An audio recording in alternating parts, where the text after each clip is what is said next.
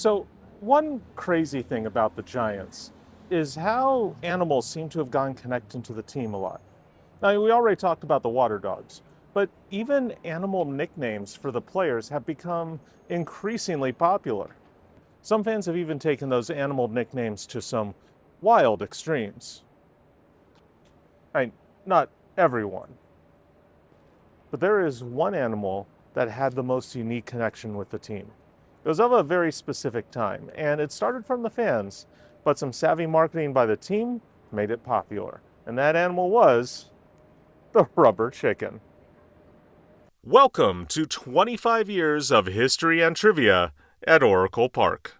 Barry Bonds was demonstrably one of the most feared hitters in baseball history, and it wasn't even close. Even before he set the single-season home run record in 2001, he famously became one of the only hitters to receive an intentional walk with the bases loaded back in 1999. You know, I was at that game at Candlestick where they walked Bonds intentionally with the bases loaded. I got some last-minute seats. I was in the upper deck. I was right behind the aisle. You know, those were the cheap seats. And I remember when they called Bonds up to pinch hit, I ran over to the railing on the other side of the aisle and I yelled something about, "You can't hide from him now." And then Buck Showalter showed me that, yeah, they could. Through that 2001 record home run season, the intentional walk record for the most in a season belonged to Willie McCovey, who had 45. Though Bonds was in second place at that point, having received 43 intentional passes back in 1993. In 2001, Bonds had only 35 intentional walks, but then in 2002, things got extreme.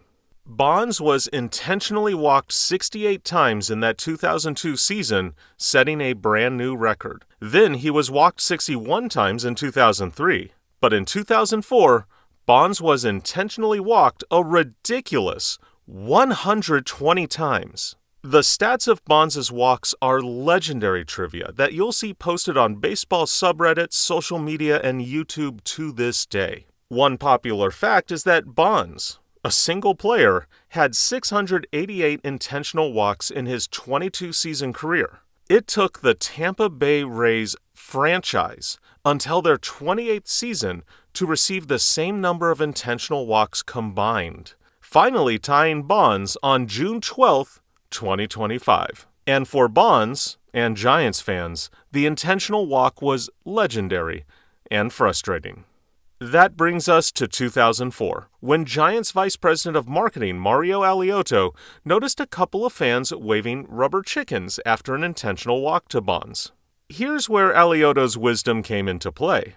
Alioto always thought the fans were the key to good marketing, and you can't really force marketing. Fans know when it's being forced and faked, and they don't respond well. So Alioto decided one day to make it subtle. The team decided to hand out free rubber chickens to the fans sitting behind home plate, asking them to swing them around if Bonds got walked. It wasn't that many chickens, but it was in full view of the main cameras. Several of the fans obliged, and the game footage prompted other fans to go wild with the idea, and rubber chickens began coming to the park unprompted. First, the Giants began selling their own orange rubber chickens, named Walker, with the apostrophe, for $10 apiece. Revenue went to the Giants Community Fund. But that brings us to why this is, in this video series, about the ballpark, because the team made one more unique and fun change to then SBC Park: a chicken counter. Okay, let's go off on a tangent here. For years, fan-made counters at games had become very popular. There's no clear origin to the practice, but it hit the mainstream with the Mets in the mid-1980s, with their young pitcher Dwight Gooden, who was nicknamed Dr. K. The Mets fans that sat in the left field corner at Shea Stadium began bringing homemade signs of the letter K, which is box score shorthand for a strikeout, and they would put them up on the railings for each strikeout that Gooden had in a game. After that, K counters, both official and unofficial, started to pop up in different ballparks and different places. Sometimes they could get a little questionable, but usually they were fun and well-intentioned. But they had never really appeared at then SBC Park. Alioto took that idea and decided to do something a little different. Instead of K counters, a chicken counter. The right field wall in foul ground got a wire that dozens of rubber chickens were hung on. There was also a hand-operated chicken counter sign with numbers, not unlike the home run counter for Bonds in right center field. Each time Bonds was intentionally walked, a new chicken was put on the board and the number changed. The sign and the hanging rubber chickens remained there for the remainder of Bonds' career through 2007. After that, the space on the wall mostly was taken up by advertising. But in 2011, the team put in another counter, the one that's still there today. The current K counter, with boards that the fans in the arcade will flip around with every strikeout, isn't quite as organic or as silly as the rubber chickens.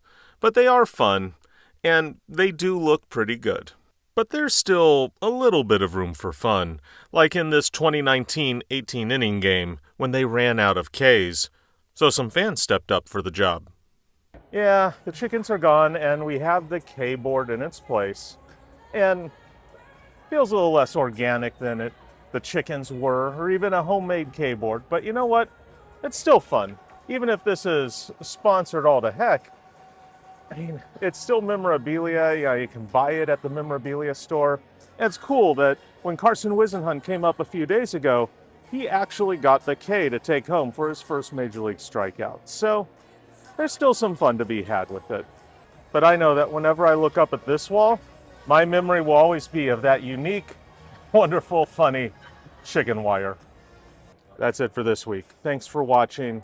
I hope you hit follow, hit like, and I've got a great video for you next week. I'll talk to you soon.